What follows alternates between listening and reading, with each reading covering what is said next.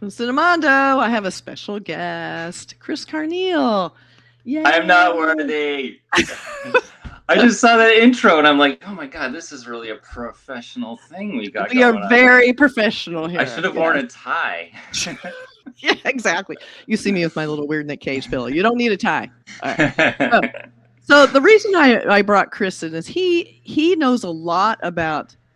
Are we allowed to say UFOs now? Is it? Yes, I call them UFOs because I'm old school. But yes, UAPs if the people really want to be specific. Chris is a UFO expert. They go by many names. I think experience. What was experience is? Some people say experiencers. Some people say ufologists. Apparently, ufologists hate to be called ufologists. I don't know. There's a very picky community. It's a very well, they do have a reputation they need to uphold. So that's true. Have to make sure it's right. And then I guess believer is just start sounding too religious or something, right? Oh, that's a good point. I hadn't thought about that. Oh, yeah, I know why they wouldn't say believer because they're like, no, this isn't a matter of belief. This is fact. It's facts. So it's mostly about accepted or not people, right? Right. Yes. Yes. Yes. So I brought Chris in because I hope all of you have seen Disclosure Day by now. Everyone needs to see that movie. It's a really good movie. And I think what I liked about it wasn't a big scary movie per se. It was not like evil aliens coming to Earth, which was refreshing. There'll be some light spoilers. We don't need to go deep into it. But I wanted to talk to Chris about like how accurate were some of the things that were happening in this movie. And could you see this kind of coming to fruition if this kind of information was available somehow? I know a lot of it was kind of pushed and exaggerated a little bit, like, having actual footage of aliens being tortured, which who knows, maybe we do have that. I don't know. Right. But I want to talk to you and you tell me, what were your impressions of Disclosure Day? And what do you think about how they handled all the UFO stuff? Well, I really liked Disclosure Day. And I know a lot of people think it was silly. I've heard a lot of criticisms about this is not Spielberg's finest hour. That this is, this should not be the end cap to his legacy. But I really liked it. And one of the reasons that I really liked it is because it was surprisingly accurate in reflecting what is going on within this UFO field. And I was honestly, I walked out going, many people in the UFO world will say, it seems like Steven Spielberg's got some kind of in with the deep state. Like he's getting fed information. Like there are all sorts of conspiracy-minded people that think, oh, well, the government is slowly feeding us to get used to the notion that there are UFOs and that there are aliens, all the way going back to Close Encounters and E.T. and somehow that Spielberg is in cahoots with the government to do that. He claims he is not. But there are tales, bare minimum, this guy spends a lot of his free time investigating UFOs, and all the clues are there. Yeah. So I'll say that. Okay. So you're gonna go ahead and advocate for Steven Spielberg and his knowledge of the UFO because he's deep in it. For sure. I mean, shall I jump into examples of like little Easter eggs in the film? let's dive into the film and like what you saw in there that was kind of resonated as like, oh, that was kind of an informed thing. Oh, that's kind of, let me know what kind of triggered for you. Okay, but you know what? Wait a minute. To be fair and balanced, I want to know what you thought of this because you're not as deep. You're not as deep into this UFO stuff, so you can be more objective about it as a film and as a story. I'm curious what you thought. What I liked about it, number one, is I want to believe. Like, I don't want to say believe. I want them to show me because I want it to be there and I want it to be true. I want there to be intelligent life. I want them to come visit us and be nice. So right. That's one thing I want. But the thing is, what I liked about it is it kind of flipped the script a little bit, which is what I really liked, which I think maybe is why people didn't like it, is that humans were kind of the bad guy in this. And at the same time, there weren't any real bad guys because I think everybody thought they were doing what was best to save the planet. Yeah. But at the same time, what I liked was we were doing terrible things to aliens and we would deserve to have our asses kicked. Aliens were coming here and they were being not necessarily evil. Like they crash landed. And what do? We dissect them. What's that about? So I liked that he was kind of exposing that as a negative. Like, just because it's something from another planet doesn't mean it's evil or that we should be afraid of it or that we should kill it instantly.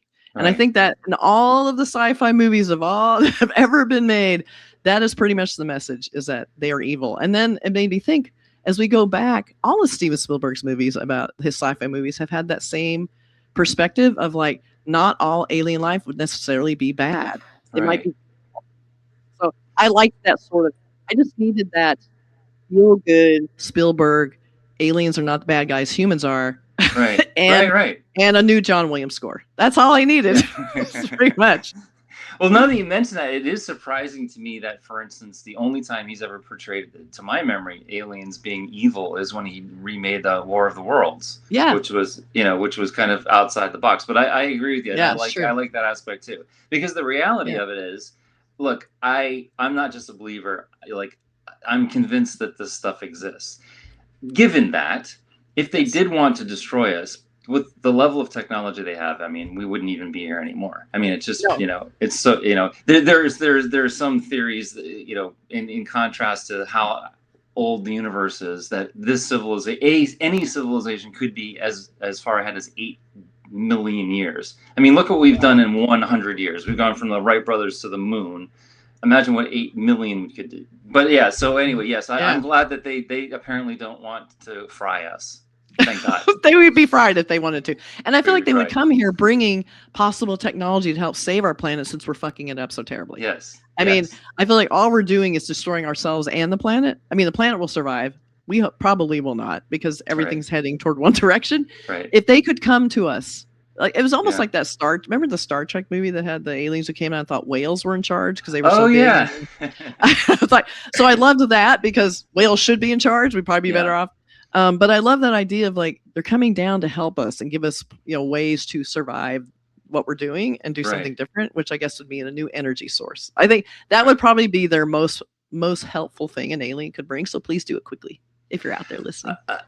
Oh, Kathy, you're bringing up. Oh man, you're really okay. You're opening up the can of worms here, because look, I want to be balanced about this being a movie review and try to contain my UFO nerdness. Don't contain it. Let it run free. You're here to run free with your nerdness.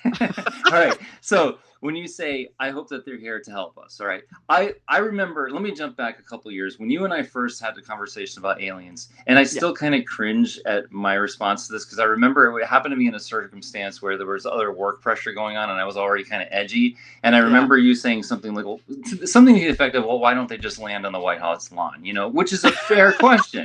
It is fair. And I just remember being so frustrated, not at you, but just in general, that I feel like the way I reacted to that was inappropriate. So anyway, just so you know, I'm still feeling guilt from 2.5 years ago about the way I reacted to your question. Just hearing that quote, I would hate me also for that. So okay, fair enough. Super obnoxious thing to say. but a fair question. Very fair. It's a fair question. You need to, and the thing is, how did the aliens, and I'm calling them aliens, I'm not sure what we should really call them, but let's call them aliens. I don't know. Let's call them aliens. I don't know why they don't need to go to our White House right now. Just go somewhere else, anywhere else right now. So it's like anything would be better than our White House. But I think just, it's sort of like how I feel about religion, which is also that could offend everyone in the world. If something like this really exists, just show us. What's the big secret? Just show us. Man, I am so on the page with you, and also seriously, to be honest, also my cynicism towards religion is on par with yours as well. So if you guys want to attack us, you got to take us both on. You got to take us both on. Take us on, because that's the way it is here with science people. Yes. Chris more than me. I'm more of an artist in science, but I believe in science. Well, I believe in art, so we're balanced. I mean, I'd be happy if they did an Independence Day version of the White House visit, if you know what I'm talking about. So, but that's cool. That would be very nice. Actually, I would enjoy that. That would be very relieving. But they're here to help. That would help enormously. Help a lot. So why don't they land on the White House lawn? Where's the proof? That sort of thing. Okay, so this opens up. I am very aware that everything I'm about to say sounds like maybe a sophisticated excuse, but this is what it appears is happening. Okay. So these UFO things, these whatever devices, really didn't appear so much until after like 1945. After we dropped the nukes, after we split the atom, the appearances of these things exponentially increased. That's not to say that historically they haven't been around. It appears that there's evidence and documentation and paintings like in the Vatican, and there's all ways to interpret these things. But certainly, and this might be a combination of have technology that can measure this stuff now. We just have ways to observe these things that we didn't have 100 years ago. But that said, it does appear that when we split the atom and we had this nuclear, Hiroshima and Nagasaki, that if you want to get kind of new agey about it, that explosion kind of reverberated in other dimensions that we might not be aware of. And they're like, wait a minute, this life form on this planet is screwing around with something. What's it doing down there? Yeah. Being naughty. And you reference Star Trek. I think that I'm not a Star Trek expert, but I believe that there's a kind of a philosophy of aliens where they're like, don't intervene, don't mess with their evolution of their culture. Yeah. So that it does seem that, for instance, and this is very well documented in multiple nuclear sites. And when I say these things, anyone can Google these things and actually find the source material for anything that I say. But it does seem that they monitor nuclear sites. There are orbs that have been going around Fukushima the day that it happened. So it seems like they are concerned, or they are very curious about our interference or our ability to have nuclear weapons. So, but they're not like, hey, stop it, guys. They're monitoring us. So I, too, am a little bit confused as why are they consciously so secretive? They're enough that they appear, and people can actually, catch them on radar, and there's photographic evidence. But they're kind of sneaky. And I myself don't understand. I mean, I've seen 3 different versions of these crafts, and one I would say is more than a craft. So, but even at my level, I was just like, but you're being sneaky. Like you are not revealing yourself, and I don't understand that. So I don't know if that answered the question as to why are they not landing on the White House lawn? But yeah, they appear to be sneaky. And so there's no theories out there in the zeitgeist about theories about why would they not interfere? Why would they not intervene and come down and warn us? Or I mean, people have a million different sorts of theories. One really is primarily, okay. All right, man, opening the can of worms here. Yes, that's what we're here for. I'll cover 2 main theories. Okay. And again, I don't necessarily believe this stuff because, even like I said, having seen these things, if I see a picture of an alien, I'm still like, it looks fake. Or I'll see UFO pictures knowing that they exist and be like, yeah, I can see where people think this is BS because even I think this is BS. But okay. So 2 theories. Yeah. One is that they're actually not extraterrestrial, that they are living in the oceans. Okay. And when we have things like in 2017, there was a New York Times article that revealed 3 main videos. And one was I get sort of the details confused, but I think it was the Nimitz where there was a Tic Tac, and it seemed like there were things that were under the water. Oh yeah, Right. But there's a ufologist historian. His name is Richard Dolan. He's written 2 books recently called USOs. I believe it means unidentified submergible objects. But he's documented hundreds of cases, specifically military cases, where these things are traveling at 500 knots past submarines under the water. They go from orbit 80,000 feet to under the water in less than 3 seconds. So what's the theory? One theory is that they are a civilization that was here way before us, and they're in the ocean. I know it sounds wacky, Another theory is that these are actually time machines, and that there's oh my God, I'm forgetting the professor's name. I think it's Michael Masters. I can't remember the guy's name, but his theory is that these things, and I think actually Spielberg mentioned this in one of his reviews or interviews. He's like, these things could be us from 50,000 years in the future. Oh, interesting. That are coming back, and perhaps with the nuclear thing, they're like, well, maybe if we just tweak them a little bit, because they have been known to shut down nuclear missile facilities. They have? Yeah, both in Russia and in the United States. What? And I kind of wish I was a little bit more prepared because I could cite books and witnesses. But anyway, that's what you had for. 2 weeks to prepare. I was like, I'm just going to give my opinion on the movie. I'm not going to. Yeah, we'll just do a movie review now. You're like, nope, we're going deep in. But you guys can all look for this stuff. Yes, and in fact, do you place notes in your I can, Okay, well, I'll do the I can add notes some thing. links. Go to Okay, add some okay. links to these books. So, Kathy, I feel like I'm all over the place. Rein me No, in. you're not. This was Okay, great. This okay, is good. okay.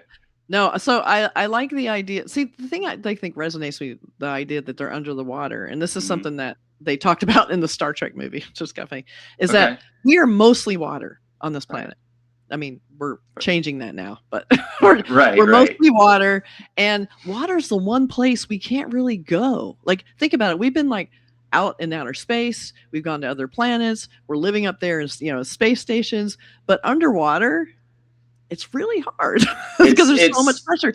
So I feel like that would be, when you think about it, the perfect place. If you're like really deep down, like way beyond Titanic, way beyond like where all these submersible, robots can go, that would be the perfect place for them to hide in plain sight in a weird way. Like you just can't get there. And it's so true. And it I makes remember sense one to time, me. I remember opening up Google Earth one time, and I arranged it so I pivoted it so I could see no land, and there is a view of Earth where Oh, you can really grasp. Oh my God, this is a water planet for yeah, sure. water planet. And Yes. there's I want to say he's a professor. His name is Kevin Knuth, and his theory are backing up why he thinks these are in living in the sea is like, Right. even if they were from another planet, it's such a what's the word, modulated, like there's not a lot of extremes. Like if you could be in a Right. desert, or you could be in the snow mountains, but Right. in the water you have a consistent, like, maintainable environment, so that's very attractive too, apparently. Yeah. That's So true. And they're there's that. hidden, and they can come Yeah, out when they want, and they can disappear, and you can't chase them because they're in water, and we just yeah, cannot go there. So it's like yeah, it's really deep. That's right, interesting. I really like that. So as we were watching Disclosure Day, like the yes. idea that this guy could hack and get a bunch of information like that, and then be ready to put it out in the world. What do you think about that idea, and what do you think the response would be if that happened? You think people would believe it? Go, it's bullshit, or do you think they'd be like, wow? Like in the movie, everybody was like, what? What do Right, you think would right. happen? Well, we're gonna find out, and I mean that sincerely. We are So gonna find out. Do you know yeah, something we don't know? Is someone I, gonna finally do Disclosure Day for real? I know that there are dozens of people. In fact, there are at least 40 that are trying to make this happen. Now, here's the catch. Okay, so you asked a multiple part question. Actually, I did. one is That was not fair. no, it was great. It's just like, unfortunately, I'm going to rant for 45 minutes, and you're going to be sitting back going like, "Oh my God, I can't believe I invited this guy on No, my rant. I want the rant. podcast." Okay, This is so what we're about. let's Okay. break it down a little bit. All right, so there are whistleblowers who Mhm. have information, Yeah. and they've had, David Grosh is one of the more, I guess, preeminent. Maybe it was 2 years ago. He's the guy that came out and actually used the term biologics. He's like, Oh yeah. and this guy, I mean, again, if you Google him, you'll see the kind of the criteria, or his It's oh, cred.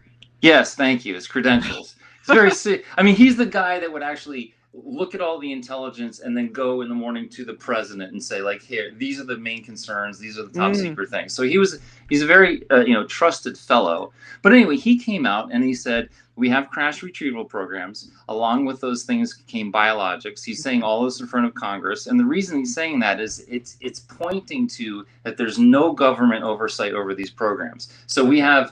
have like Okay. Pentagon budgets, and none of them are being regulated, or there's no visibility, because as Interesting. soon as you slap top secret on something, no, not even Yes, congressmen can that's see true. it. So he's saying, Yeah. like, we have billions, if not trillions, going to these programs. Some of these programs are actually reverse engineering craft of unknown origin that seem to be non-human, driven by pilots, biologics, and this is something that Congress should have access to. So his intention was, I know these things exist because I've been privy to them, but you people don't. And now we have to start to take it seriously, because it's a lot of money, and also the possibility that, like, the propulsion systems, which do not rely on fossil fuels, these Right. propulsion systems hint at something maybe even Nikola Tesla was pointing at, which is like free Yeah. energy. And all of those things are worthy endeavors. So okay, so Mm, we got whistleblowers, and I think that the characters in Disclosure Day,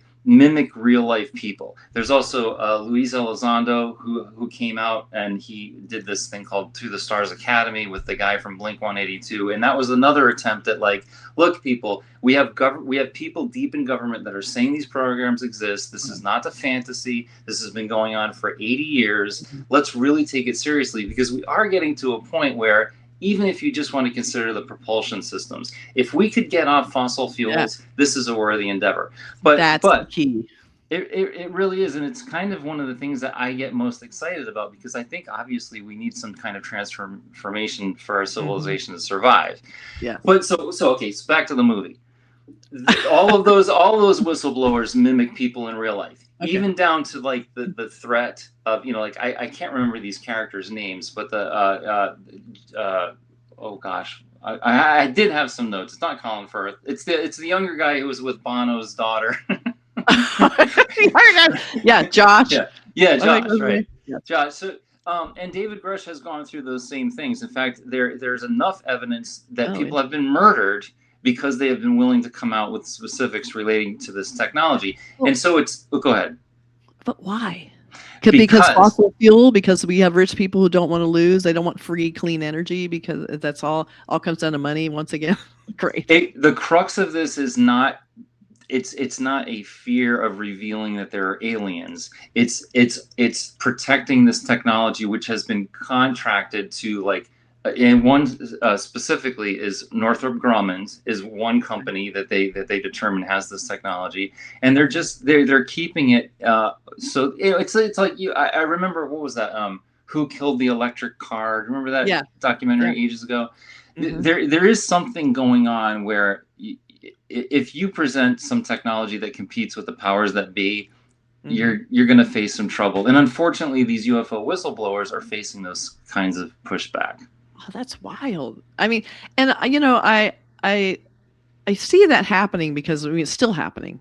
Electric cars are still being vilified. Right. They're still trying to push the fossil fuel idea. We have, a government that's getting rid of all, technology that, that anyway helps green energy. Get rid of wind power. Get rid of solar. Like, why? I mean, I feel like we need all energy we can get.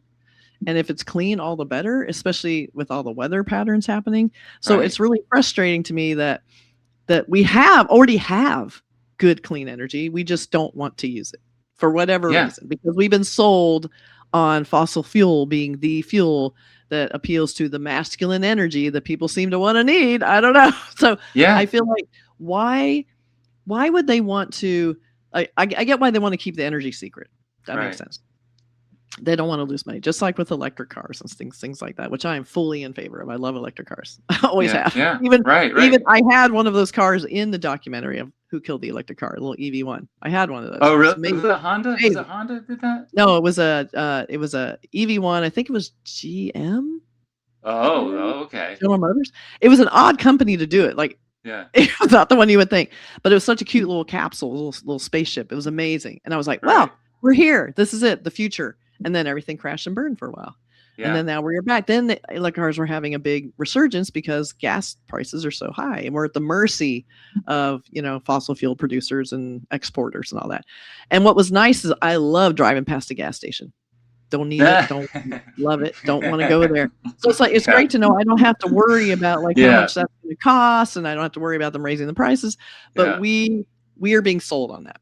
So it makes sense they want to keep that secret. What I understand is, like, why do they want to keep the idea of intelligent life coming to our planet from other places? Now, I know you talked about these guys that testified, and my frustration with their testimony is they all say, well, I can't talk about it, it's classified. So I feel like no matter what you ask them, it gets cagey, and no one really gives you the goods. They're still talking around it. I wish someone would just break the law or break the rules and just tell us what it is that's in those files, even though they're classified. Because I feel like until someone actually does that, it still feels like someone just feeding you BS. Because like, oh no, it's like someone saying, yes, I know all the secrets. Where are they? Well, I can't tell you. It's like, what? So that's frustrating to me because it's there and they won't tell us.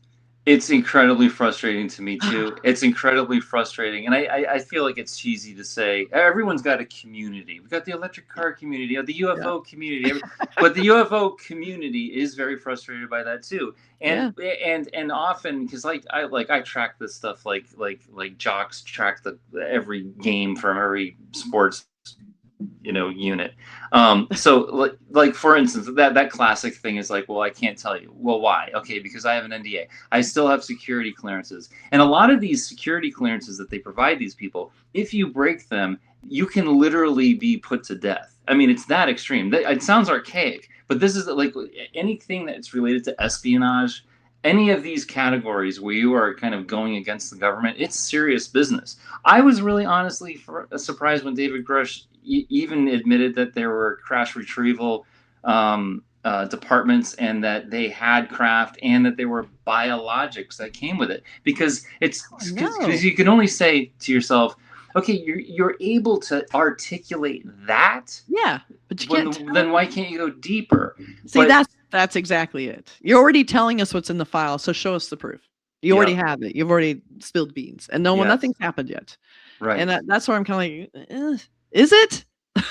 Well, but here's the thing. I think this is where my hope is.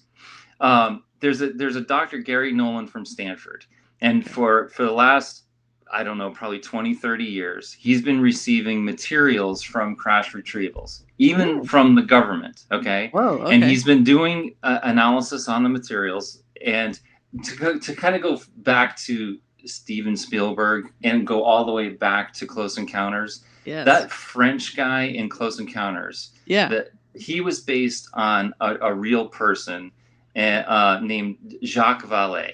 And Jacques Vallée was instrumental in actually, from what I understand, actually developing the original internet. He was a computer programmer. He worked alongside this guy named J. Allen Hynek under this thing called Project Blue Book that the Air Force assembled. I think this was in the 50s. Wow. To basically analyze UFO reports, but debunk them. The mandate was from the Air Force, you must tell people that this is bullshit, okay?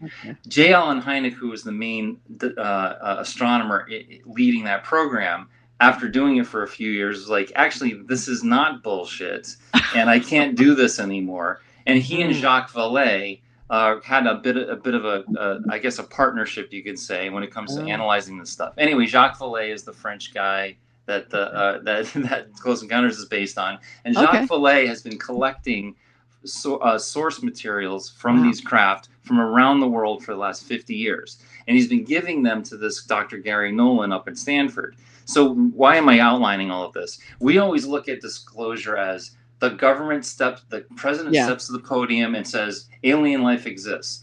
What's actually happening though behind the scenes is things that are not classified, that are actually like picked up by scientists and people that are not affiliated with secret programs around the world are starting to gather the evidence and setting up the kind of I guess you could say lining up the evidence, so that I feel pretty certain, certainly by 2030, we're going to have some pretty serious people mapping it out and going like, this is a real thing, and I don't care what the president says. So, and we need that because they haven't signed any NDAs. They're not under any, non-disclosure agreements that will send you to death or whatever. It's like they can, but I guess you have to wonder, like, would they be in danger if they tried to come out with it? Like, I would be a little scared, even though you're not officially. It's like it will still become a dangerous thing of like trying to change the narrative on it. Even though I feel like, don't most people kind of believe that intelligent life exists out there and that it wouldn't be this big shock? The big shock is that how long we've known about it, why we're covering it up, and all of these things. Like, what do you think? Okay, I just gave you a bunch right there. But what do you think is the most compelling piece of evidence that we got? The most convincing. I know that this is in the same realm of when you mentioned people saying, they exist, but I can't tell you. Yeah, I feel like I'm in that territory. I will tell you. Okay. All right. Well, no, this is good. This is good. Before I even had my own experiences with this, I saw at the press. I'm kind of happy to do that. I don't know. Yeah. But when I started to develop an interest in this topic, there was a guy named Dr. Stephen Greer.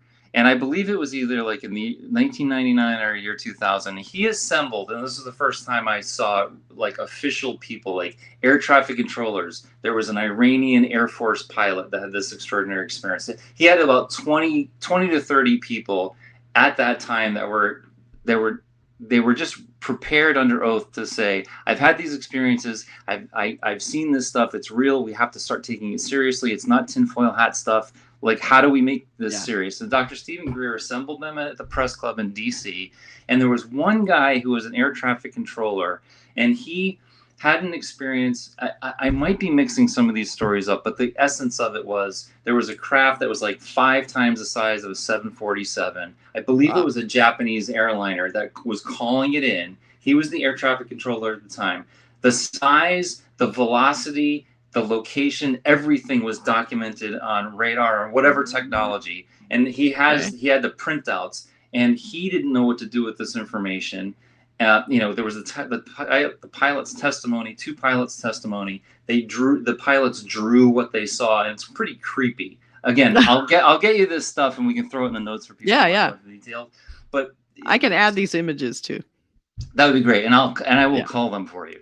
But the first time, to your point, it was like, what is the evidence that is the most compelling to you? The very first time I saw this guy testify, and he had all these printouts of the radar. And this was during I believe in the Reagan administration, because I think he called the FAA, and he had a copy of these for his own safety, but he gave the all of this data to the FAA, and it disappeared, and then they threatened him. There's like, this didn't happen. You can't talk about this, blah, blah, blah. And for 20 years or so, he never spoke about it. But I think, when someone is telling you a story, yes, there are great actors, and there are people that can lie very effectively. Yeah. But you can really, I would like to think, I can get a sense when somebody is so passionate about something, they have all this data, they're so clearly kind of upset that this is being marginalized and it's so important to them. It was the first time that I was like, there's something to this, because not only is the data there, but this guy is, and witnesses, but he's like, why are we ignoring this? And it was really compelling. It is frustrating when there's evidence and we're just ignoring it. And so what do you think, and how they handled it in the movie, which I thought was interesting, is that there was a side that wanted it disclosed and the side that didn't want it disclosed. And I liked how both of them were earnestly thought they were doing it for the greater good. Both of them. Like, one guy was like, when this comes out, oh my God, it's going to show what big liars we've been this whole time and how terrible and inhumane we've been, and we need to know this. And then the other guy was like, yeah, but what? And I like what about religion though? And I like the idea of like the girl in it, Bono's daughter. Bono's daughter. That she was like, if we find out there's alien life, people stop believing in God. But I don't know that's necessarily true, because we've had a lot of reasons for people to not believe in God, and they don't care. Yeah, I agree. And also, if there is this big God out there, wouldn't he have created them also? I'm just saying. I'm just going to go broad with it and be like, I could see justifying him saying, God made them too. Okay. Yeah. There. But I think the side I was on, the science side, of course, I see how the fallout could be pure chaos. Right. That it would be this, like, you can't believe anyone. The government's a big liar. They've been covering this up. What does it all mean? And like, oh no, it's all fake. They're trying to fool us. Like, it would be pure chaos. So I get the idea that one wants to kind of keep the order. But the thing is, we need this information. Yeah. I feel like we need it because it expands our whole world universe idea of what this is. Because think about it. Nobody was thinking about it. We're this teeny tiny planet in this massive universe. Why do we think we're so damn important? First of all, why would aliens even bother with us in the first place? Right. We've been, I think humans only been around not that long compared to how long it would take them to get to our planet. So you feel like, why would they even be interested in us if they don't want to eat us? I'm just asking. What was that Twilight Zone that ended up being the cookbook, like How to Serve Humanity? It was The Simpsons. Was it? Oh my God. It was like How to Serve Humans for Dinner. How to Serve Humans.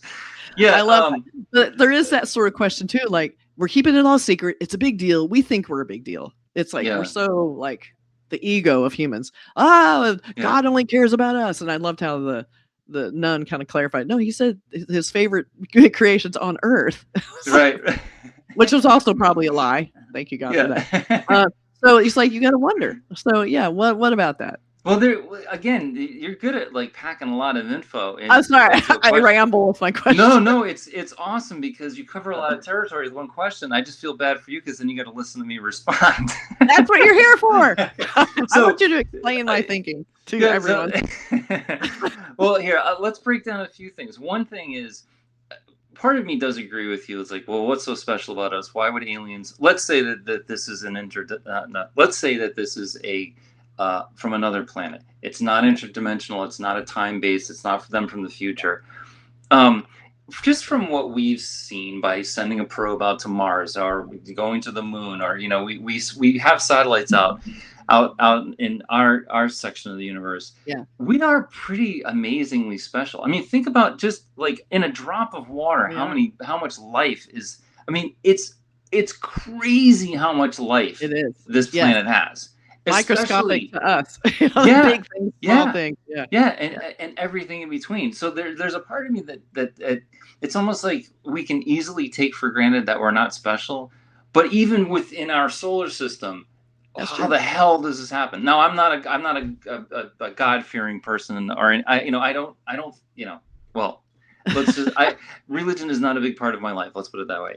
Yeah. So I don't want to sound like, we're this small miracle in the universe, but metaphorically, we really are. And if we as humans like sent something out into whatever the Sirius star system and found a planet that had this teeming amount of life, I think we'd be like, holy shit, that's where we're going to put our resources.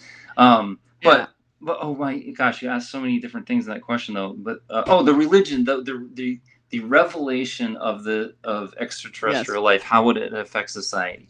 I think one of the things that people always reference is remember the War of the Worlds radio show, right? And everyone's like, people were jumping out of the windows because they thought it was a real broadcast and all this other stuff. I don't know if that's true.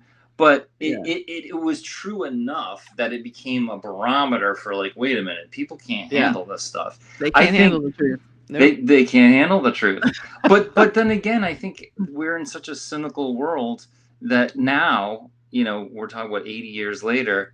I mean, just think of the staggering stuff that happens in the world. Well, even if it's like, like a school exploding because of a drone, people are like, that really sucks. Okay, what time's dinner? It's really like I don't think the potency of that revelation would hold very much. And to be honest, going back 2 years, when I saw David Grush testifying in front of Congress, I thought that was a watershed moment. I thought for sure, and I remember telling everyone, did you see this happen? This guy is like, look at his qualifications, and he's in front of Congress, and there are all these people, everyone like, and people are like, Chris,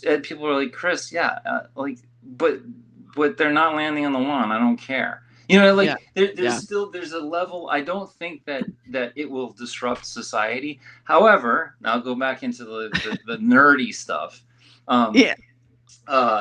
Okay, so do you know about this documentary called Age of Disclosure? I think you sent me that. Okay, the only reason it's important to cite that is Dan Farah, who wrote and directed that, actually worked a little bit with Spielberg. I think on Ready Player One. I think he was a producer. Anyway, so he released this documentary a couple of years ago. I think maybe an 8 year ago. And within that documentary, it was like 40 government-oriented high-end people basically saying, this is a real phenomenon. We have reverse engineering. This is the science behind it, blah, blah, blah, blah, blah. And in that documentary, and again, I think this was Reagan era or maybe Bush era, a couple of the people that are the whistleblowers that were in that documentary said, we did a serious study to what would the consequences be, like the pros and cons of releasing this information to the public. And the list of cons overwhelmed the pros. So I think it was during Bush. They're like, well, we're not going to do that. It's good that the stock market, for whatever reason, would to go down. Like you mentioned, religion, everyone freak out. But they didn't go into the details of what the criteria was that was negative. So I don't know what's preventing it. But there is something that's preventing it sociologically where you and I could handle it, but I don't know. Love it. I would know. love it. But I don't think you and I would like, storm the Capitol over some weird ideology either. So we're kind of balanced, Like I don't, That's true. To your point about like, how we're this planet teeming with life, and there isn't anything like us anywhere. But it's like only the places we've been, which is super minute. We have not been very far. Like that's true. We've seen some incredible things out there, and I also feel like maybe life isn't always going to be carbon based, or maybe life is always going to be something we measure with the instruments we have. Like, I just feel like we're probably missing a lot of it. And also there's probably some just beyond our reach. I mean, if you're going to go Hail Mary with it and send a person out like to never come back, maybe we'll find something. I don't know. Why do we still don't think we need a human? But on board, no matter how cute they are. But it's like, I think the idea that, there's no intelligent life nearby is kind of the thing, because good point.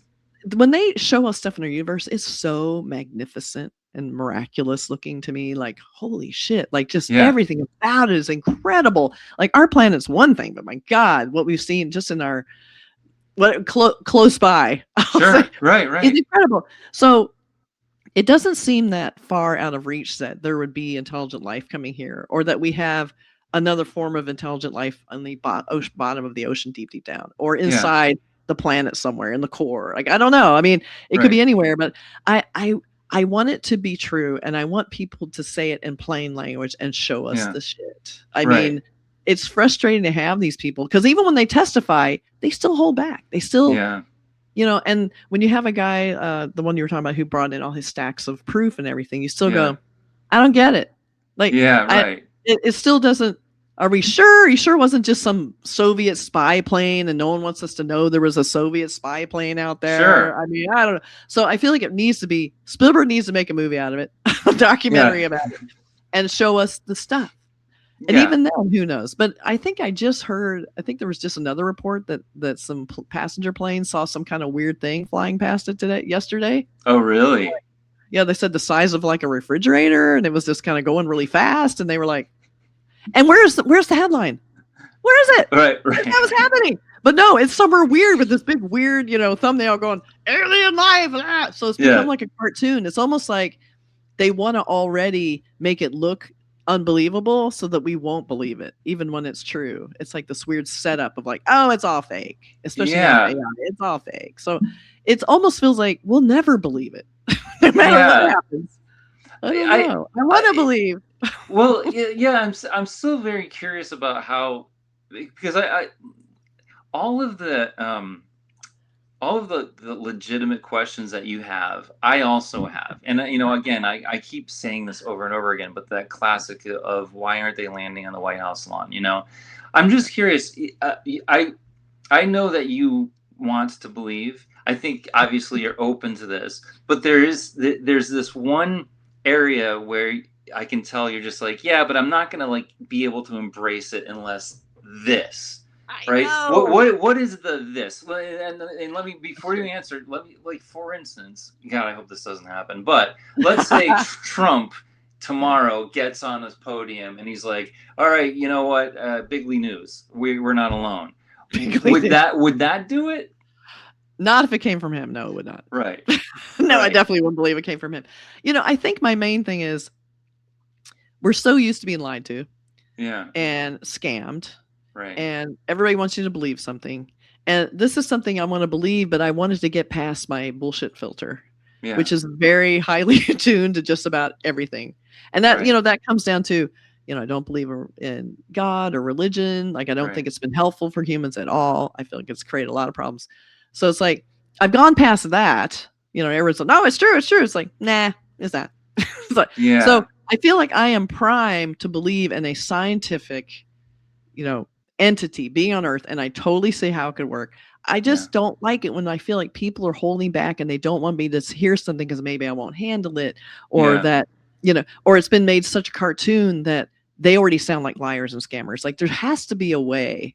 And Mm-hmm. maybe that's sort of what Disclosure Day was trying to do, is that there's going to be so much overwhelming evidence in this file, whatever it is. So many videos, things we've seen, like, Roswell. Everyone's heard of it. No one really knows what it was or what was in there.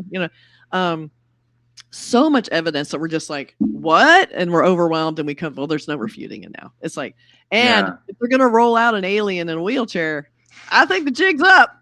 I think we pretty much would believe it. So, and then I wonder, would we believe it? So just show us the alien in the wheelchair, please. That would be, then we all be done. But I want that, because I feel like there has to be something way smarter than us that can show us how it's done. Yeah. No, that makes sense. And by the way, I was really taken aback when watching the movie, the alien in the wheelchair. That did I don't know. I didn't know how to react to that. I know. I was like, I want to like this, but it's pretty weird.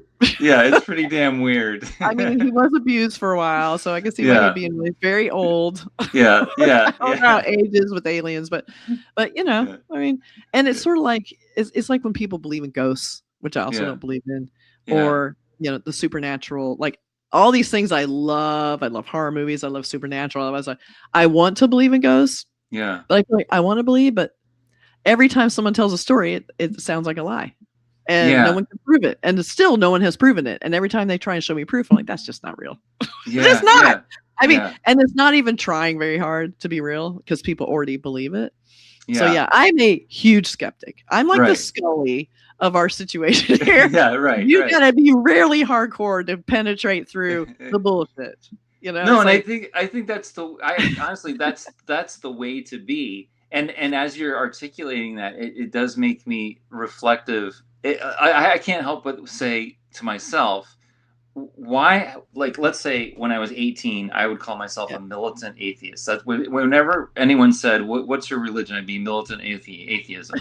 but then I would have these experiences that are more aligned with, let's say, a synchronicity, or something that is just uncanny, something that statistically could not have happened, happens, and it joggles my brain, if that's a word.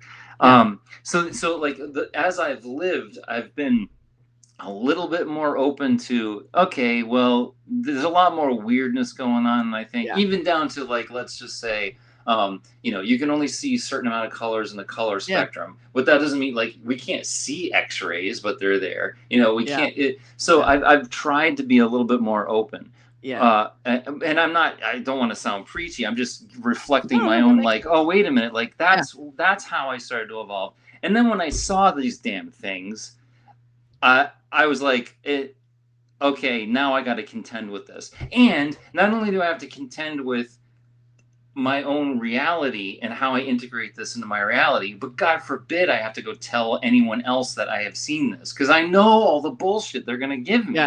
Exactly. So it's not. I mean, I have never been abducted, but there are people that have been abducted, and when they're relaying the experiences, they're crying. And there's a guy named John Mack at Harvard University in the 80s and 90s who took this so seriously. He kind of like made it his life's mission to determine what has happened to these people, and across the board, he's like, this has happened to these people. There's no question about it. Now we have to figure out what the hell it is, right? And it's not psychosis, and it's not sleep paralysis. It's a real event.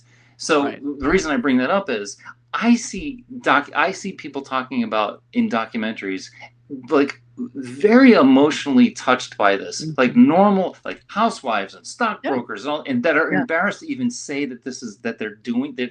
They don't even like telling the story. And even I'm like, I just don't believe it, man. Yeah, I know. So I know what it's. I most of my brain and my soul is aligned with you. But it's so weird to just have to contend with this specific part of reality, because I at my core I'm like, but this has to be bullshit, Exactly. But I do think, you're right. There is, like, I'm the same militant atheist, supernatural. It's just humans trying to deal with stuff that's not fun, whatever. Yeah, right. Like, it doesn't mean that, and we're always looking for patterns. We always want reasons. There has to be a reason that this unfathomable, weird coincidence happened, but it can't. It's just too crazy not to have been intentional or mystical or whatever. Right. But I think we're geared to want to do that. We want to create, connections and patterns. But at the same time, it's like I still feel like there has to be a barrier from, like you're saying, the people who are convinced they've had this experience to you going, I just don't think so. Yeah. I don't know. But it's like there has to be the barrier of like the people who are just bullshit, which there are many. Sure. People love to lie and get attention, no doubt. To the ones who are being lumped in with the liars and going, no, but mine's real, you guys. Yeah. And I feel like they're being overwhelmed. So how do we tell? And that leads us to, what was your experience you would like to share? Let's run it through the bullshit filter. Okay, well, one was there's more than one. Yeah, and okay. see, this is awesome. Well, it also does make me cringe about myself because because it's kind of a miracle that one happens. To me, to say that more, it seems absurd. But anyway, okay, enough caveats. Okay.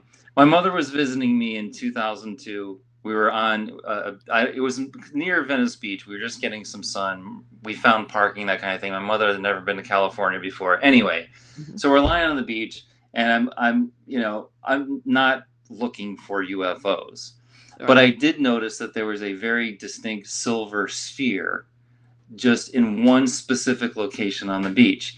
And of course I thought, oh, a Mylar balloon, but it was a sphere and it was not moving. It was not moving with the wind. It was stationary. And how far was it from you? It was enough for me to be able to see a glint. This is the thing. Like, this thing could have been the size of a basketball, or it could have been the size of a Honda, Okay. But so it was very difficult to tell size, but I could tell enough that it had a roundness to it, and there was like a glint from the sun. So that's why I say a sphere. I was like, that's a round orb object, metallic, seamless. And was it high? I'm just trying to. It was high. Sure. High in the sky. No one else noticed it. Well, no, that's the thing. Okay. I after I was watching this, my mom's lying next to me and was like, look up there. What do you see? What do you see up there? Yeah. And she's like, that's really weird. It's like a ball. There's like a silver ball in the air. And I was like, is that a balloon? She's like, no, it's just. So I have this validation with my mom, who should give a rat's ass about this kind of thing. She saw it. Right. And I remember there was a friend that lived in Santa Monica, and I was like, it was in this area where if I didn't, this was before cell phones. So I was hoping that my friend, and I had a cell phone, it didn't have a camera. So I called this friend, and I was trying to get in touch with him because I know he had a camera. I'm just like, there's a possibility that you would be able to see this. If you have a camera, would you please take a picture of this thing in the sky? And he didn't answer the phone. And then I was just looking at it, just going like, what do I do with this? I want to capture this so badly. I'm glad my mom can see it, so there's some validation. Yeah. And then it just disappeared. Like, it wasn't like shooting off. No, it just like gone. Weird. It was very weird. Yeah. And it was one of those things where it's just like, well, it's not like I'm going to go to work and go, okay, everybody, look what I saw. I'm not going to do that. I'm not going to tell anybody I just saw a silver orb in the sky just disappear. But I had to contend with it. Do you know what I mean? Right. Yeah. And my mom and I still reference it. And then another one which happened last year. And I'm going to admit, this could have been man-made. It would be very unlikely, and it'll be clear why. Okay. I went to a patio party with some friends. My wife and the couple went into the kitchen while I was on the patio on one of those deck chairs, and I was just kind of like stretching my back, and I just looked up into the sky, and I was noticing the clouds. Another thing that I'm not proud of, and I don't necessarily believe in, but a little conspiracy hobby that I've developed is like, I wonder if there are chemtrails out there. So I'm looking at cloud formations. I'm just like looking around, and this black thing that looked like a fat round boomerang went. As I was looking, I just saw this thing go, whew, and the speed. I mean, we've all seen jets. You know, you see Yeah. the little and it's going like slow Yeah, it motion. goes very slow. This thing, and it was above the clouds because I was looking specifically at the clouds, and it Wow. was patchy clouds. This thing, it was like this, no exaggeration. It was so effing fast that I don't know what category that is. That admittedly could have been a test aircraft, but man, if we have that and it's not making a sonic boom or anything, I was very struck by that. I was actually a little bit more struck by that because again, it was just like, you know, I couldn't yell to my wife and the couple like, hey, it's gone, forget it. I'm just going to keep this to myself. I've only mentioned this 3 times because it's so absurd to even bring up when you see something like that and you can't share the experience. It doesn't sound absurd, though. It just sounds like something that was mysterious and we don't know what it was. And it could be a few things. Like you said, it could be a jet, a new technology. It could be an early drone. It could be like maybe it wasn't as far away as this. Like there could be so many reasons, but it also could be. And that's where it kind of comes in. But it could have been a weather balloon, or it could have been. Yeah. So everyone tries to come up with their known things it could be, but then maybe that's part of the point too, that they could be mistaken for anything. So that's how they kind of hide. Is that people go, oh, I don't see it. Absolutely, especially when it comes to the possibility of test aircraft that we know nothing about, like a B-2 bomber or the stealth aircraft. I'll just say this one last thing. I cannot believe how fucking fast this thing was. I mean, it was really striking. But to be fair and balanced, one of the things when I started to really get into this topic is, you know, we've heard, obviously there's a band called Foo Fighters. There are these glowing orbs. The reason that the band has that name is in World War II, there were these glowing orbs that would track along with the aircraft that were round, and they started to they were so common, they gave them a nickname, and they called them Foo Fighters, and this was in the 40s. So there are things that are like way advanced striking technology that existed before we even had the ability to do these things. So for instance, I see that thing like I described to you, and now I'm like, okay, yeah, it might be a skunk works thing. But things similar to that have been reported like 60, 80 years ago. And it's a little bit more difficult to say, well, yeah, it's a secret aircraft, you know, when we were still on propeller airplanes, you know. But why would they stop appearing? Like they appeared then when we had no way to really, you know, we couldn't get pictures of them. We don't have the technology to have that kind of physical evidence that they actually existed besides eyewitnesses and some primitive documentation, I guess. Like, why would they just stop? Why would we not see those orbs anymore, do you think? Well, it's hard for me to answer that because we do. And I know. Oh, we do have the orbs. We do have the orbs. In fact, good.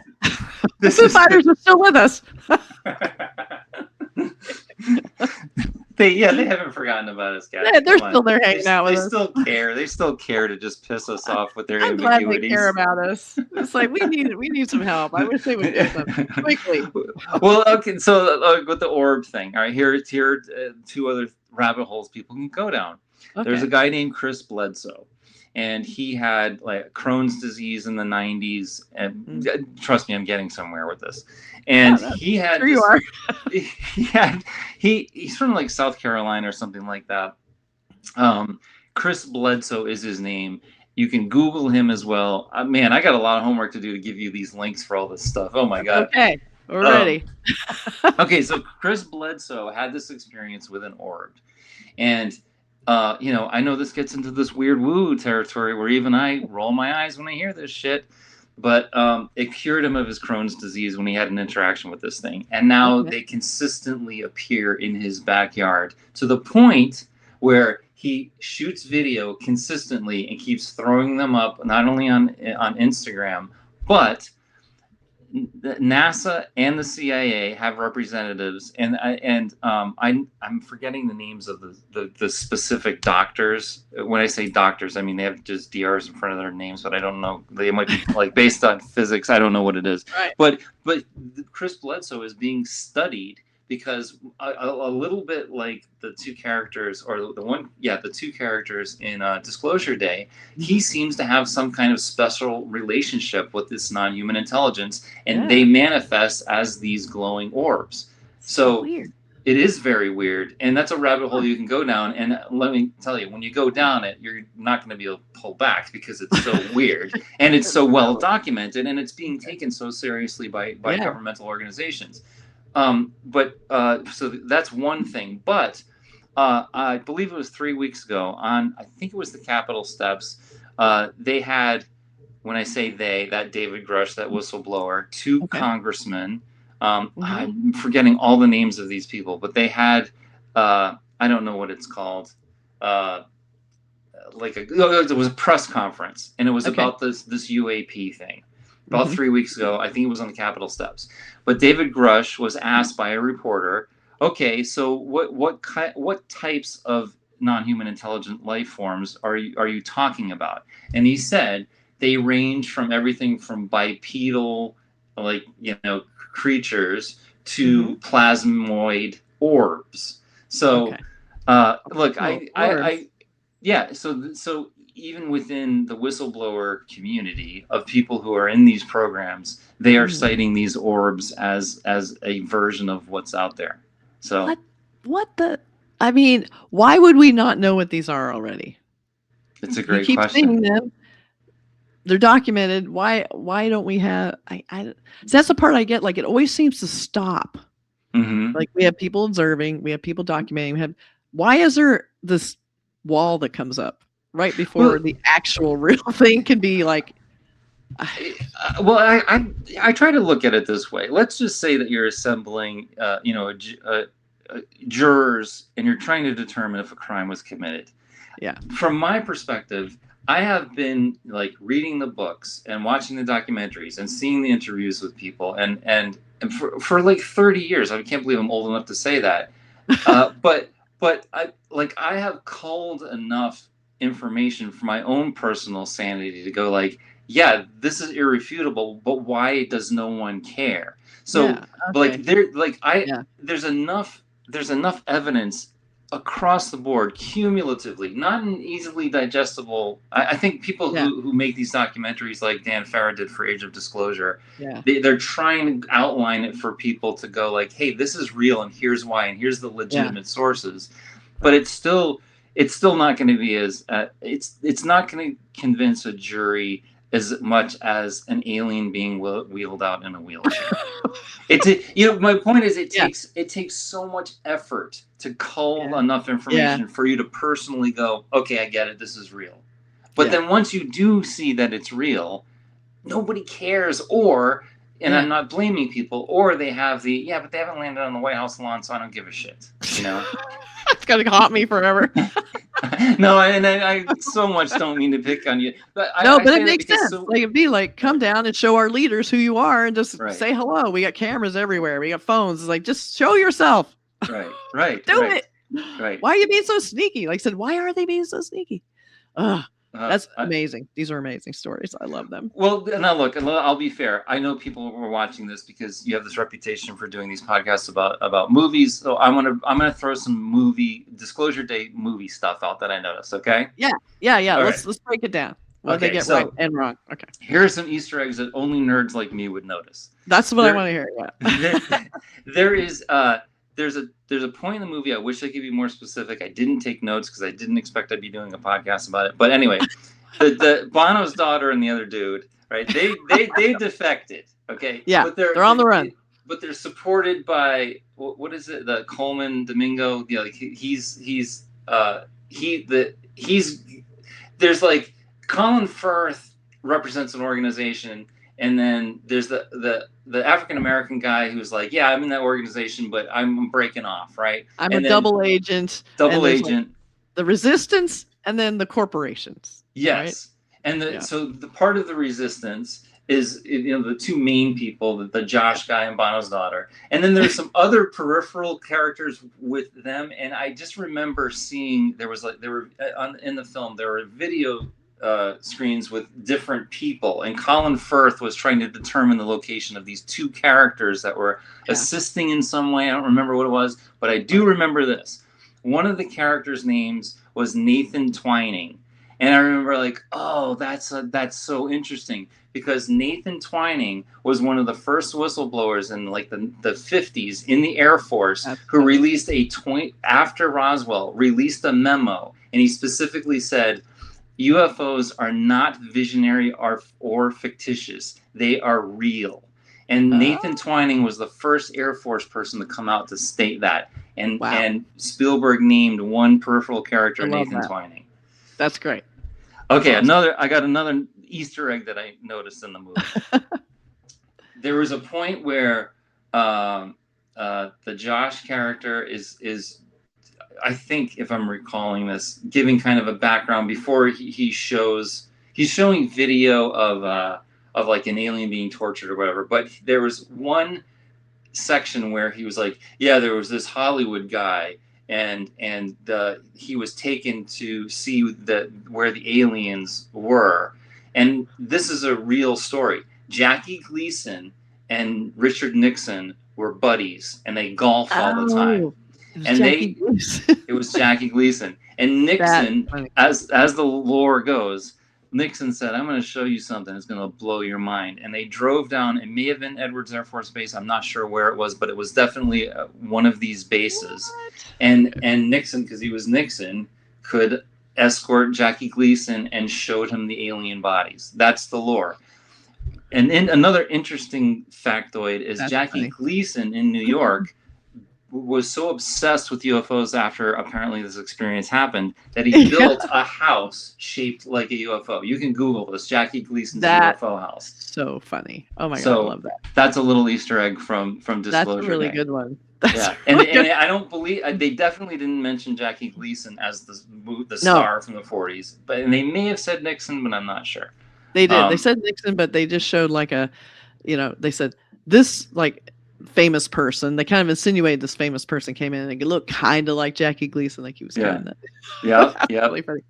So was there any footage, and we'll get to like, specifics too. Was there footage that you were seeing that they had in there that was the real stuff? I know they had the fictional stuff in between. So the Roswell stuff wasn't even real. It was all remade and redone. Yeah, that's true, and it's disappointing. I will tell you in defense though of there is filmed footage of aliens. I have trouble, even as with the beliefs or the knowledge that I feel I have, digesting them because they look so ridiculous. But there's one that is like, if you look at the chain of custody, I guess you would say, of the origin of this film. And then again, this is another thing that can be Googled. It's the nickname of this video footage is the Skinny Bob footage, and it's an alien interview. They're calling it an alien interview. Again, we'll get links. People can see this stuff.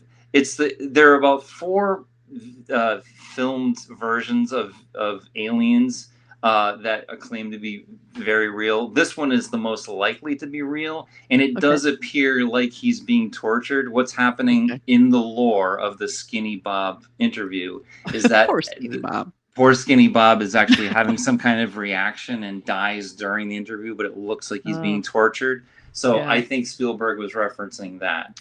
But none of that footage, which would have been really cool if they actually threw real footage in, because there's a lot of real footage that he could have used. Maybe he didn't want to use it because it's not confirmed real, so they just want to have pure fake stuff. Yeah, I think sounds like right. So they wouldn't confuse them, right? I think you're right. Yeah. Okay, so we have some lightning round questions. You ready? Right. I'm ready. Okay. I think. Wait, I better take a sip of water. Take a sip of water. Okay, we're ready. Okay, I'm ready. Roswell, the most famous. Misunderstood, or is it actually an important thing? It's important culturally because it really brought the zeitgeist of this possible alien presence. Oh, you want lightning round, but I'm going to give you long, extended I say answers. lightning round for questions, but probably long answers. They don't have to be short answers. I'm sorry. I'm so ramped up about this stuff. Oh, it's amazing. It's super fun. One thing about Roswell that is so confusing is that the radio broadcast from that day and also the newspaper headline from that local region said that the United States government had captured a saucer. Within 24 hours of that, they said, no, that's not what happened. It was a weather balloon. So to go from an official, all right, so there's a problem. There's I think is a colonel. I don't know, but Ramey is the person's last name, who was the head of the military division that was picking that stuff up. Again, you can see this interview on YouTube. He's like, this was not from this planet. The metal, like you could crush it with your hands, and when you release it, it reconformed exactly without any creases. Whoa. He's like, this, whatever this was not from human hands. So just based on those two things, and there are many other examples, but based on those two things, I have to say Roswell it was likely real. Okay, cool. That's good. Okay, what do you think? You've mentioned a lot of these. Which is the best UFO documentary that you have seen that you can recommend that has probably the most legitimate, convincing footage in it? James Fox is a documentarian, and he's done about 3 or 4. If you Google James Fox, if you watch any of his documentaries, they're outstanding. The first one that he did that I saw, which is almost like 30 years now, is called Out of the Blue. There was a time in my life when anyone who was curious about this topic, I said, just watch Out of the Blue and then we'll talk. Just watch Out of the Blue and I talk. Since then, though, he's done more sophisticated ones, and he's done ones that have like more compelling footage. But I think that's a great way to start. Okay, so the one we should go see first of his movies is, I guess, Out of the Blue. But Out of the Blue should still be first. Yeah. Okay. I'm sorry, I do have to add one other thing, and this is a very dry. I don't want to say boring because it wasn't to me, but I could see people going like, all right, I've seen 15 minutes of this, I'm done. This documentary that came out last year by Dan Farah called Age of Disclosure. I was fortunate enough through someone at my work who actually knows Dan Farah. I was able to see a rough cut at his house, and I was very thankful to have done that. So I don't want to denigrate this at all, but I do want to give people the caveat that Age of Disclosure is beyond compelling because there are 40 high-ranking officials. They're all the whistleblowers that you could. If you are wondering if it's real, if you trust the integrity of all of these people, you cannot walk away from the documentary thinking anything other than this is real. So Age of Disclosure, I got to give you're not going to see any footage. This is strictly like high-end military whistleblowers telling the truth. Okay, but they're talking about what they've seen and what they know. Yeah, in the internal government programs, the reverse engineering programs. Yeah. Like I recommend this too. I don't know if you ever watched it, but one of the most compelling I saw, and I remember saying, oh, because you sent me a few, and I'm like, yeah, but those kids, I don't know. There was the one that was on Unsolved Mysteries, and it profiled the guys who were like obsessed with weather. So they would basically just follow weather patterns. Like they were watching weather. They were just like home hobbyists that would, talk on radios, and they were talking, and they saw the same like weird, I think you even mentioned it, like the grid, like the weird dots that were flying in a grid or something. And they kind of like, what the hell is that? That was probably, it gives me chills thinking about it. Oh, really? Okay. I liked that one because these are guys that know they've seen it for years and years, the same thing over and over. And when they saw that, they go, nothing like this moves in formation like this. It went like all at the same time in a very organized way. What the hell? And they could not explain it. And it was really like, whoa, what is that? So that to me was one of the more convincing. It's just an episode of Unsolved Mysteries, the new one that just came out like a few years ago now. But that I liked it because they weren't scientists, they weren't military, they were just experts in knowing what is real and not real in a weather pattern idea and what they've seen and not. And that to me was like, whoa, we can't explain this. What the hell? So I recommend that. if it's something that is on YouTube and you could provide a link, not only put that, or even on Netflix. It's on Netflix. Yeah. Oh, please let me know what that is, because I'd be very surprised if I haven't seen it, but I could watch these things over and over again. I definitely want to see that now. I would love to hear your thoughts on it when you do. I'll send it to you because to me it was like, because they just didn't seem like guys who would want to lie about it. They're like, what do we got to gain? Nothing. Right. So then, okay, coming down that most credible whistleblower, David Grush. hands down, no one touches that guy. And remind me again, like how he's different from all the others that makes you believe him more than others. You know, oh gosh, I feel like I should Google this. Let's just put it this way: his credentials are outstanding. Okay. When you see him articulate himself, he's just, I've just never seen someone with not only his credentials but also his grasp of physics. There's just something about this guy that I'm just like, thank God he decided to come out, and it was at great danger. David, I would dare say this, with the exception of maybe Bob Lazar, and I could go into that another time. I don't want to waste too much time on this. Besides Bob Lazar having his life threatened, having worked at Area 51, and we didn't know what Area 51 was until Bob Lazar came out in the 80s to say, I'm working at a facility called Area 51. Okay.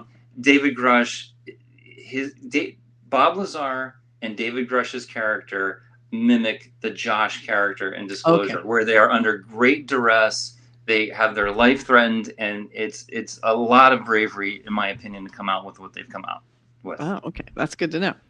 What do you think is the biggest myth about UFOs? Ooh, geez, these are tough questions. There's a ton. These are tough. Biggest myth. The biggest myth that they don't exist. Yeah, that's true. And they may not be what we have made movies about. They may be something like you said, just orbs. Who knows? No, that's a very good point. The myth, branching off what you just said, another myth is that they're going to invade, like that they have ill intentions. That seems like yeah, that's a good one actually, because I think that's the human thing of kill everything or destroy anything we don't understand. Exactly. I mean, let alone animals and things haven't hurt us. We all do that too. We just kill things. That's right. What do you think are the biggest unanswered questions in regards to this kind of stuff? For me, and okay, now I will go back to the Bob Lazar thing, because if you watch any documentary about Bob Lazar, one of the things that he points to is the short answer is, or the basic bio of him is, he's a physicist, and he does think outside of the box. And as a result of that, he did get a position to reverse engineer what seemed like a propulsion system at Area 51, specifically S4. In fact, there's a new documentary that came out. It's called S4. I'm just saying these things so people can, like, Google and look these things up if they want to pursue it. But the thing that he points to is that he had aspects of the propulsion system that seemed to, like, for instance, let's just call it a ball that was on a table that was a part of the propulsion system. No matter how much he tried to get close to it, there was an invisible gravitational field that would not let him get, no matter how much he pushed on it, he couldn't touch the thing. And so I'm sorry, how did you phrase the question? The biggest unanswered questions. The biggest unanswered question is, there is a branch of physics that the propulsion systems specifically point to, and this has been validated even by whistleblowers. And like, there's a Dr. Hal Puthoff who worked with Jacques Vallée, the French guy I was referring to in Close Encounters, who take the science of this very seriously. And we are just now, with our understanding of how quantum mechanics works and all these kind of new branches of science, are starting to understand what these things could possibly use for propulsion systems. I think propulsion systems is the answer. Oh yeah, that's interesting. Yeah, I like that idea. What do you think is the one case everyone needs to research first? The biggest rabbit hole. Case. It's a fair. Oh God, there's not just one, but I'll just try to do top one. Two. Okay. One that I find emotionally compelling is there's a school called the Ariel School, and there have been a couple of these instances where craft and beings have appeared at schools in front of like hundreds of kids. And I hope I'm getting this right, because again, I get a lot of these different cases confused, but I'm pretty sure it's the Ariel School. There's one in Africa, and there's one in Australia. But I referenced this person earlier, John Mack, Dr. John Mack, who's since passed away. He was the head of psychiatry at Harvard University. Okay. And he was starting to be obsessed with, wait, why are these people saying they're abducted? Is this a real thing? And he determined that they were. He went to the aerial school where a craft appeared, beings that were kind of like blurry and like were defying physics, even the way they moved, connected with, it was between like 50 and 100 school children. And these kids were really affected by this experience. And the beings telepathically connected to a lot of the kids and gave them warnings about how the environment is going to be destroyed. The earth is going to incinerate, like we've got to change our ways. So John Mack went to the aerial school and interviewed all the kids. All the kids drew the same creatures, the same UFOs. They were, clearly distraught. Even the teachers were like, kids make shit up and they have fun and they do pranks, but these kids are all on the same page. This is weird. Yeah. Aerial school, again, I don't know if I answered the question, but that was a very striking case. No, that's good. I saw one of those documentaries and I wasn't as convinced as you because I think kids lie all the time and they want to fit in and they all want to be part of it. Like, I saw it too. And then I feel like all the illustrations look exactly like movies they'd all been seeing on TV. Yeah. And I was like, I don't know about this one, but doesn't necessarily discount it. And I also felt like the main person there who was sent to investigate already believed in UFOs instead of wanting to be convinced. Like, it was almost mass hysteria about it. That's fair. And I just think kids aren't a great source of truthful information in general. Not. But that was just my impression. There might have been one that saw it, and the rest all just want to be part of it because everybody got attention. That's how I was looking at that one. Well, and that's a fair evaluation, and I also, I don't have kids. I very rarely interact with kids, so I don't have. I'm when I see a group of kids, I do wonder. Like, look, I want to believe, but I also had like these. There's another experience I haven't talked about yet, but I don't know if I want to. But all right. But wait, I know that was a really uncool tease. But my point is, I am very aware of the context with which I am looking at this stuff, and I know that I am on like these are real. So knowing that, I still try to be objective. Yeah. So when I see these kids reacting this way, I still try to pull back a little bit and be like, I rewind and like looking at their expressions and their micro expressions. And then a couple of those people from that documentary, now that they're in their 50s or whatever, they have been interviewed and they're revisiting it. And you can still see the same kind of emotion. You would think, for instance, I don't know, a lot of assumptions are taking place here. That they might go like, yeah, you know what, actually it was overblown and we were fucking around. But they're not doing that. They're still like, this is something that I still have to contend with. So I don't know. It's tricky, Kathy. It really is. It is tricky, and I feel like a lot of times people, sometimes you think back on something a long time ago and you go, "Did someone tell me that, or is that how I'm remembering it?" Yes. So I feel like, and then I also feel like these people keep getting attention. So to backtrack on their story, all of a sudden their sort of importance or their significance in the story goes away, and then they don't have it anymore. And I feel like nobody wants to backtrack on such an exciting story, something they're part of, which is, and that's me, like, am I being fair to them? Probably not. But at the same time, I feel like they're little kids. I mean, they're not like known for honesty, So So I sort of go there, but it was interesting. But I feel like if the aliens had looked anything except like the cartoons you saw on TV, I would be more prone to. Oh, I'm glad you revisited that because this is an area where I've been confused too. Why do they all look like that? So, for instance, Whitley Strieber wrote this book Communion, released in the 80s. I read that. I believe, the 90s. Okay, you interviewed Whitley Strieber back in the day. You did? Yeah. Oh, I really actually quite envious of that. We're gonna have to talk about that sometime, okay? He was kind of a dick, but he earned it, Yeah. Oh, that's interesting because I've seen him be a little bit arrogant in interviews as well. Yeah, he thinks. Oh, all right, okay. Well, We'll definitely have to pick your brain about that. But I don't want to lose track of this thing because the classic cover, right, with the almond black eyes. Yep. One thing, and again, exactly that look. Okay. Apparently, and now this is according to Whitley Strieber, but also John Mack, again, the Harvard psychiatrist who was analyzing these abduction experiences. Yeah. Apparently, when that cover came out, people were like, Oh my God, that's the thing that interacted with That's me. what I saw. So Oh. it is like to your point about, oh, it looks like these are just replications of, say, a cartoon. It really is like chicken or egg. Is it like this Yeah, is what they look like and that's why it's all over the place? Or is exactly. it like someone saw the cartoon and now everyone thinks the alien looks like the cartoon? I don't know. But the Whitley Strieber cover was very weird to me because a lot of people actually kind of came out of the woodwork going like, this is proof enough. Somebody else has this image in their brain, and this is what I interacted with. I don't know, man. I don't know, man.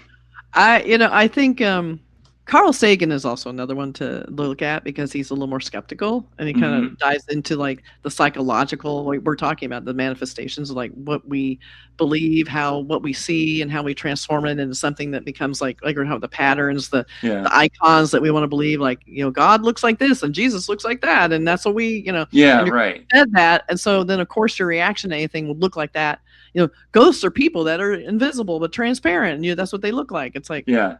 well, I guess that must be it. I don't know. Yeah. Right. So I like that idea. So there's a few Yeah. books by Carl Sagan I like too, because he kind of takes a scientific kind of step towards that and how to explain it, which is kind of interesting. Okay, so And that movie Contact, I think yes, it's brilliant. Yes, I'm with you. Contact was brilliant. Yes, it's true. Yes. And I like it because it comes from kind of a skeptic point of view towards what we're seeing, and like, Mhm. okay, how do we handle this? It's not like, oh, they're here, they're invading. It's Right. I like that it takes it's more low key. It's not as exciting as War of the Worlds, but to me, Right. it's gratifying to just see an intelligent approach to something that could or could not be true, and how we would handle it, and hopefully smart people would be handling it. That's what I want. I Yes. don't want government officials handling it. I don't want a bunch of idiots who just care about fossil fuel. I want Right. somebody who's really smart and a scientist to do it and go, here's what we did. We're not beholden to any corporation or any government or NDA. We found this alien and we studied it, and this is what it is. And I just Yeah. want that, I just want that smart person to tell me it's true. Well, which reminds me, what is that movie? You would know this more than I would. I think Amy Adams was Amy That was it. Adams. That was Contact, right? Then was it Denis Villeneuve? No, Contact was. Oh my gosh, it was Jodie Oh, Contact was Foster. Jodie Foster. Arrival, The Arrival. All right, yeah, I think. Arrival. Yeah, I just that's the love one I'm Arrival. thinking of. Yeah, Well, I love Arrival. Arrival's But- amazing. But every observation you made actually could apply to either of those films, which is That's interesting. true. And I liked it because Jodie Foster was such a skeptic. Yes. And I Yep. love the point where it's like, so you think that 90% of the population of the world is just under some mass delusion? It's like, yeah, pretty much. So what's your problem? Yeah. And yes, I do believe that. Because I think, religion offers people easy answers. Science doesn't answer everything. It doesn't give us answers to every question. It almost leads to more questions. It's like it changes its mind because new proof happens. So we can't believe that. How are we supposed to believe something that's so nebulous and ever changing? But religion stays the same. It allows us to engage in our worst impulses because that's how we feel, and that's we get to project that thinking of religion into whatever attitude we have toward people or sins or whatever that is. But we have these clear-cut rules, and we can say, oh, God loves me. It's like, does he? I don't know. Well, hey, here's something we can combine. It's fascinating to see. There are people, and I'm not necessarily one of them, but there are people that think, for instance, that Jesus was an alien, and you can look at the Bible as non-human intelligence from an alien civilization interacting with us. And like Ezekiel's wheel, like there are all of these aspects of the Bible. If you look at it through the lens of, is this a UFO story? It's just a weird added That's a pretty layer. great one. And so what did we do to the alien? We killed it because that's what we do. Mm-hmm, mm-hmm. And then we thought we killed it, but because it is not as its Earth, we didn't kill it. It came out of the cave it was put in and it took off. See you later, you guys. Not helping you anymore. I tried. Yep. You just distorted it and made it work for whatever stupid problems you have.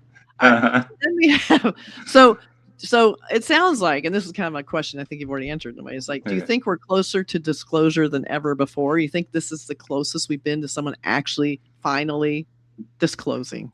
Absolutely, because if let's just even take 20 years ago, where I could not imagine a news story even about this without the X-Files music playing in the background and the host going like, "Oh, well, another out of this world story, AJ." I believe. Yes, but now it's like, I mean, look, I've seen clips on the wide range. Like we've got News Nation, CNN does things. Even Tucker Carlson is interviewing David Grush. Like every media outlet is doing stories about this and taking it seriously, and that alone is a foundational block to this being taken seriously.